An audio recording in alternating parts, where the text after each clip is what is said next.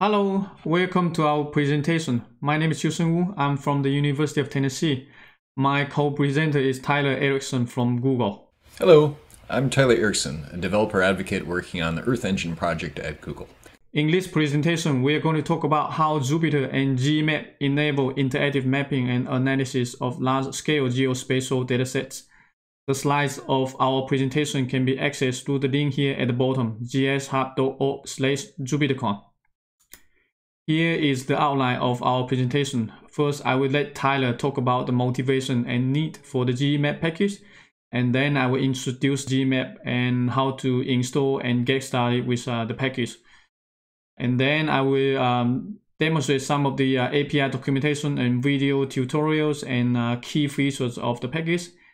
Lastly, I will show you some additional resources and how you can contribute to geemap. On the right here shows you an animation of surface water dynamics using the Landsat satellite data for the past few decades. And this is something you can easily create using the geemap package without writing any line of code. If you want, you can try out the web app here by clicking the link, and then you can navigate to any location of your interest and draw a rectangle, and then you will be able to create an animation like this for any location and to be used in social media or on your website. You can also check out the notebook example to see the source code behind how this app was created. So next, I will let Tyler talk about the motivation of the geemap package. And I'm going to give a little motivation for the GEE package and why I think that it's so important. To understand the need for geemap, you first need to understand what Earth Engine is. Earth Engine is Google's cloud platform for earth science data analysis. It runs in Google's cloud infrastructure and gives you a browser-based access to remote sensing data, climate and weather data, DEM files, etc. The homepage is at earthengine.google.com, and you can also find the developer docs for the API at developers.google.com Earth Engine. What's important to also understand is that Earth Engine and Google Earth are two very different products, even though they work together. Google Earth is what most people are familiar with. It's the 3D globe that allows you to zoom to anywhere in the world, zoom into your own house, etc. But it's mostly a visualization tool. Earth Engine, on the other hand, is a geospatial analysis tool. It's used to generate data. Earth Engine is composed of two important parts: a very large data catalog of earth science data and a computational platform that allows you to apply algorithms to that earth science data to get results that you need. This functionality is available through a variety of APIs, including Python, JavaScript, and a REST API. The Earth Engine data catalog is extensive. It contains currently over 30 petabytes of data, and we're adding about 1 petabyte of new data every month to it. The largest datasets in the catalog are from satellite imagery, from the Landsat and Sentinel programs, but we also have vector data in here, terrain and land cover, weather and climate data. A common workflow in Earth Engine is to start with a large collection of images, develop an algorithm that can be mapped over all of the images, apply that algorithm, and then reduce all the resulting images to produce a single image, or a table, or some other output. One way you can think about Earth Engine conceptually is think of it as a large funnel that actually takes lots of input data from satellite data, weather data, etc., and then it filters it down, reduces it to something that's quite a bit smaller, like a chart, a map tile, a table, etc. And this filter will have a series of knobs that a user might want to control, like what location, what time, etc. But the key concept of this is that there's a large reduction of data. And we even have this concept encapsulated in the EE reducer objects within Earth Engine, which at this point there are about 50 different ways to reduce collections of objects in Earth Engine down, as you can see over here on the API reference docs on the right. So for example, for EE reducer percentile, you can specify a collection and then a list of percentiles like 5th percent, 25th percent, 50th percent, and then it'll basically reduce all of the images in that collection. But another important point to keep track of is that there are many knobs potentially for these algorithms that are being run inside of Earth Engine. And you need a good way for your user actually to specify the values for that knob so you can control how the data is being reduced. Now, the Earth Engine team has been maintaining a browser-based development environment that we call the code editor or playground since 2012. And it does a lot of things that you would want to do when you're working with earth science data. So it has a place to code things up, a code editor window, has a way to manage assets that you're uploading or referring to them. There's a way to save scripts. There's a place to get output, whether it's a console output like a chart, or you can actually overlay layers on a map, and you can authenticate, things like that. All of this is contained within the code editor. So it's really useful for actually teaching Earth Engine. We use it to teach classes and allow people to learn the concepts of it. However, in order to use the code editor, you need to code against the JavaScript API. And that can be a bit frustrating for Python programmers. So, can Jupyter help in this regard? Well, I think so. Back in 2014 at the SciPy conference, I presented a prototype widget for an IPython notebook at the time, this is before Jupyter, that would allow users to refer to Earth Engine algorithms and display the resulting tiles on an interactive map. And it worked, but it was a little bit hard a lot of code was required in order to do this, and didn't feel that it was ready to be maintained at that time. Skip forward to JupyterCon 2018, presented some work of hooking up the Jupyter widgets, in particular IPyLeaflet, BQplot, to the Earth Engine Python API. And that allows you to do some more complex interactions because of the two-day directional interactivity of the widgets. So you could actually select a location on a map, get back time series data, select a location on time series, get back map data. And so this concept, I knew that it could work, but there's still a lot of code that needs to be done, a lot of configuration in order to get the two parts to be connected together, Jupyter and Earth Engine. But that's where a geemap comes along. The geemap package simplifies a lot of the interactions that a typical earth science user would want to set up when they're working in a Jupyter environment with Earth Engine. So with that, let's go into a deeper dive of what geemap provides. So next, let's get into the package. And so the package is open source, hosted on GitHub. You're welcome to check out the link in here.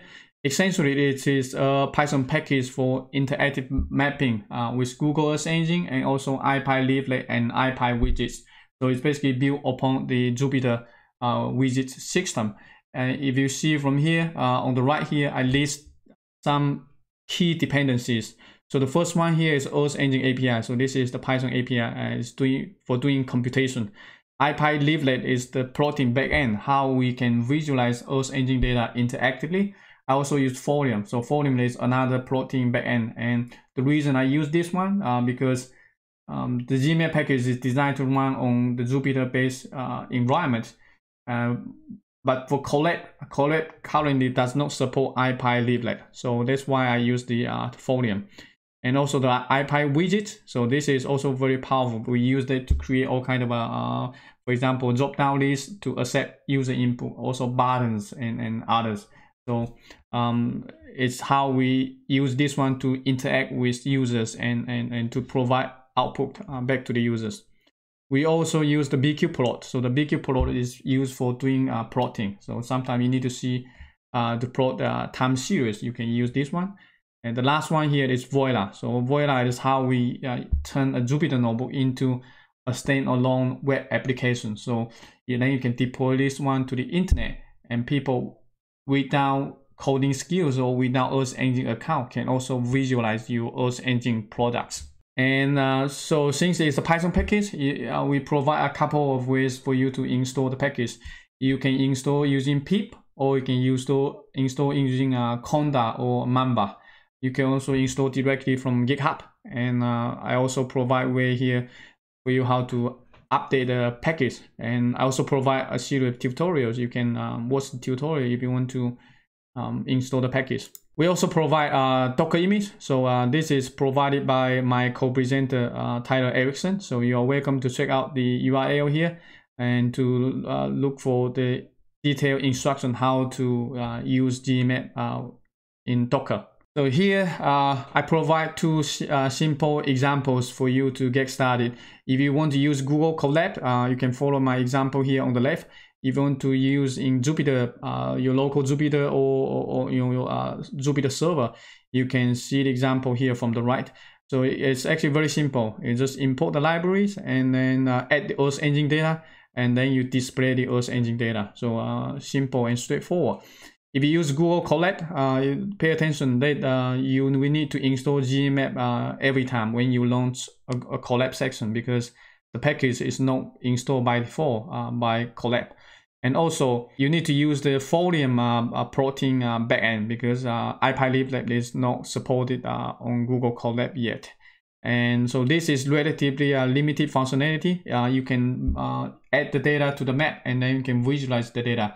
If you want to fully utilize the interactive functionality of the package, then I highly recommend you use the IPyLibLab on the Jupyter Notebook environment or Jupyter Lab. So the differences between these two is that IPyLibLab enables bidirectional communication. So for example, if the user click a mouse on the map, and then you can use IPyLibLab to extract the coordinates, and then you can fully use the coordinates to extract data from the Earth Engine datasets.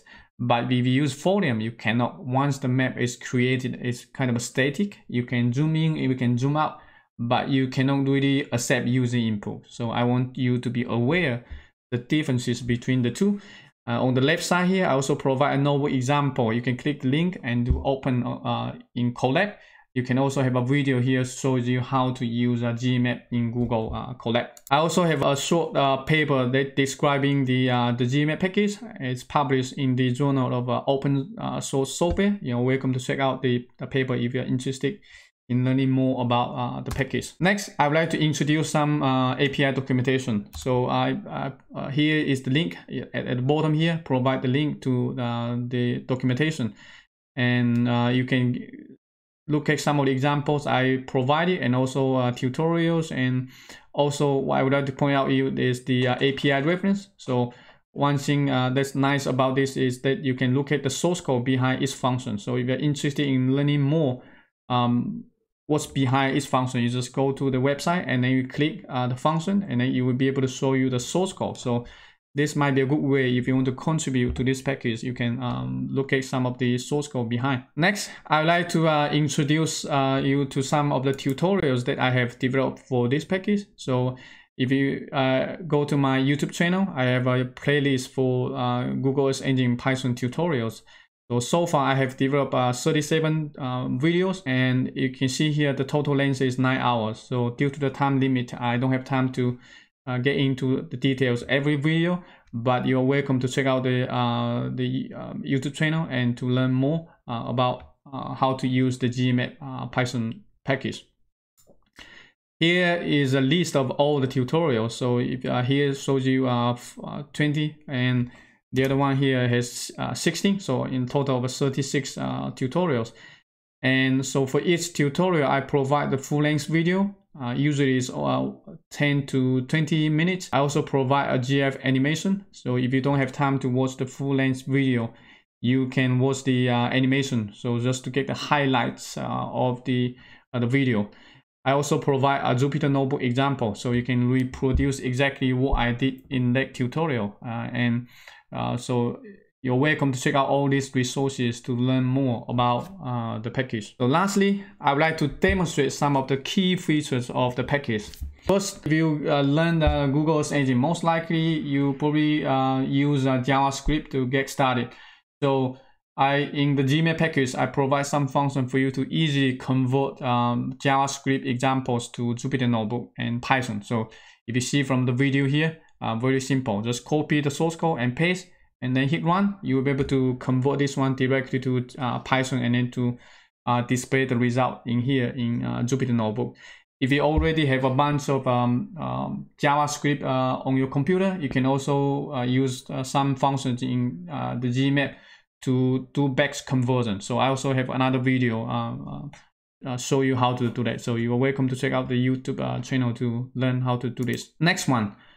You can search and import datasets from the Earth Engine data catalog. So earlier I showed you that the Earth Engine has a huge data catalog, more than 30 petabytes. So if you use Gmap, you will see in here, you don't need to write any source code. You just create the interactive map using 2 lines of code, and then you can click the button here to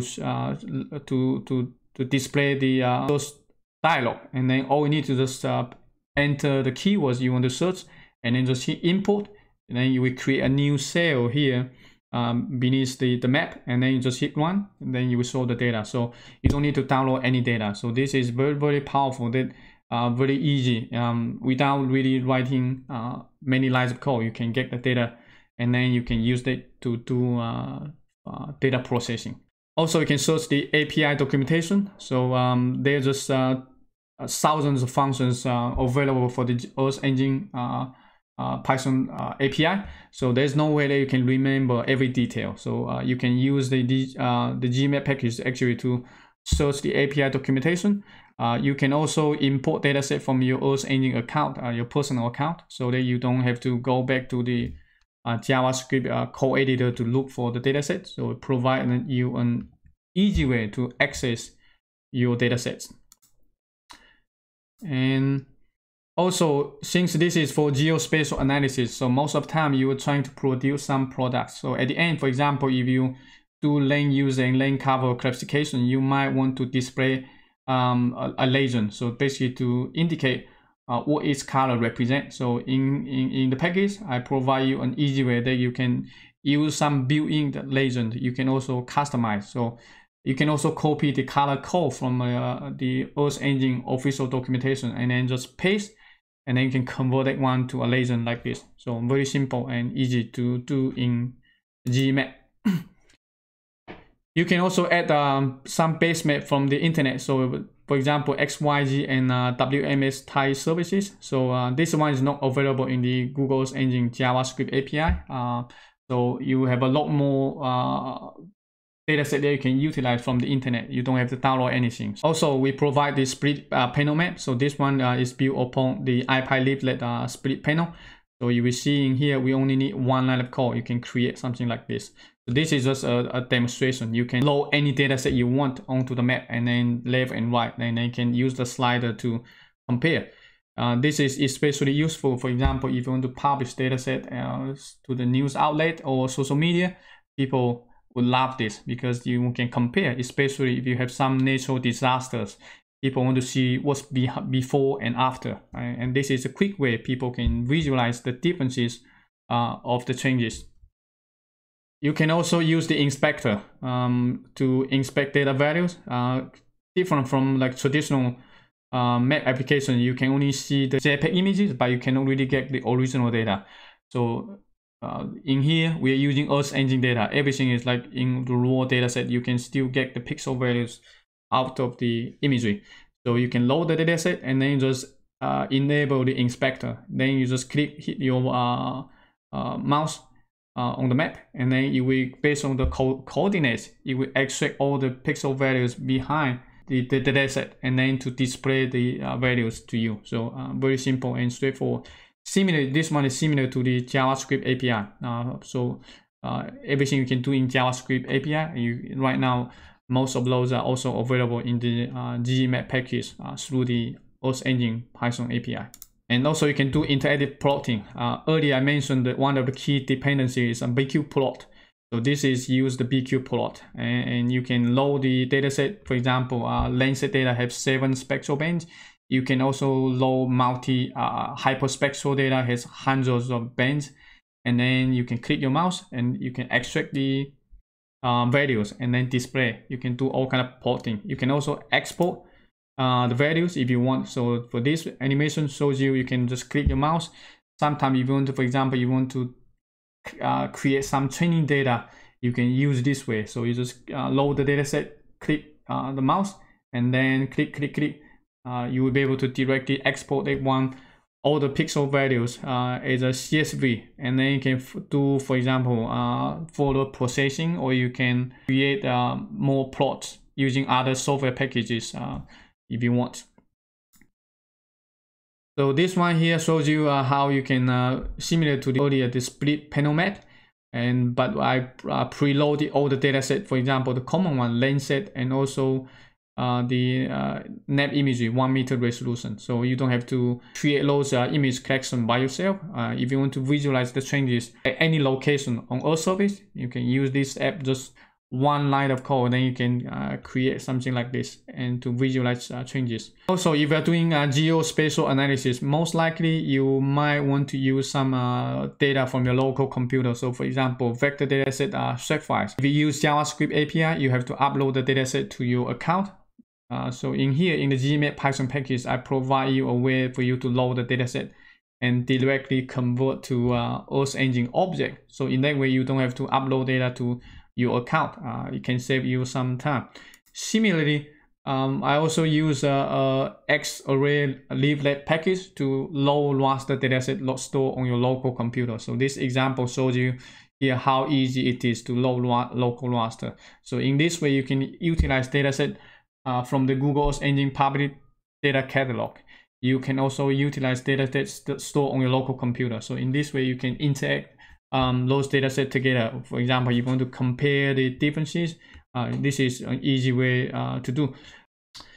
You can also publish the interactive maps using just one line of code. So this one uses Folium package and also the DataPen Python package. And then you can embed this one into social media or any website you want. And the reason for this one is sometimes after you create those excellent products, you want the public to utilize what you have done. So this is a quick way that you can allow people to use your products.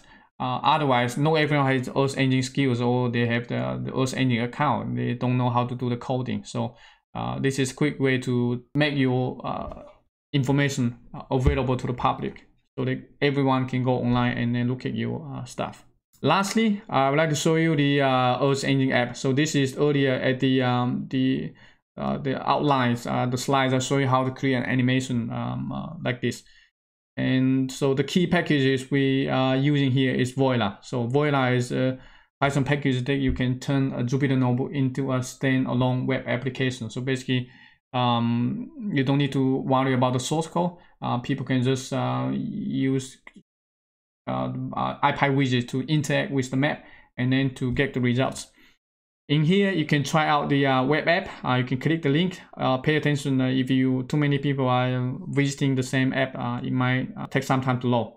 So next, I'm going to demonstrate this one, how you can use this one to convert a Jupyter notebook into a web application. So in here, you are welcome to host your web application on your cloud server. You can also use some free service like Heroku or Ngrok. And I'm going to show you here how I did it. So as you can see, when you create the web app, this is the Jupyter notebook. So once you click the link, you will be basically execute the Jupyter notebook and then collect all the results and then display this one here to you. So this is what it looks like. I can also show you the source code behind. So let me unhide the source code. So if you see from the source code here, this is what it looks like to create a web app. At the beginning of the Jupyter notebook, I also show you the instructions step by step how to create this one and how to deploy, so that you can anyone with internet access, they can visualize the dataset and they can do exactly what you provide them. So let me hide the source code. So in here, I'm trying to create, for example, I want to show the changes of surface water in this area. I just click here, draw a rectangle. And then from here, once you draw the rectangle, so here you can customize using different bank combinations. So for example, I'm going to use this one, and you can change the title if you want. You can change the year and start year and end year. You can also change the color for the text we are going to add to the animation. So once you are done with those parameters, just hit submit, and it might take couple seconds up to 1 minute to for Earth Engine to collect the data and then do some processing, mosaic the data, and then to give you the animation. And then after that, I use some functions to add text automatically to the map. Okay, so now we have the map. I have the animation. So if you can see here, you can zoom in and you can zoom out. And you can draw a rectangle on any location around the globe to create animation like this. So for example, I can go back to here and to show you, for example, if you want to look at the urban expansion in Las Vegas, we can draw a rectangle like this. And again, you can change the combination like this. You can change the color if you want and then hit run. Okay, so now we have the animation for showing the urban expansion in Las Vegas. So as you can see, it's very easy to do. No coding required. Draw a rectangle and then set the parameters. You're done. So you can get this one and then you can post on social media. Lastly, I would like to provide some additional resources for geemap. If you want more background on Earth Engine with Jupyter, you can watch the two conference presentations by Tyler at SciPy 2014 and JupyterCon 2018. We will also welcome your contribution to the geemap package. You can contribute in a number of ways. You are welcome to submit official requests or a pull request on the GitHub repo. You can also add more Jupyter notebook examples to the repo with already 360 notebook examples. And you can also help maintain the Earth Engine and geemap Docker image. If you want more live discussion, you can join the geemap Slack channel. Lastly, you are welcome to leave comments on the geemap YouTube tutorials. Okay, that's all for our presentation. Thank you very much for your attention. Take care. Bye-bye. Thank you.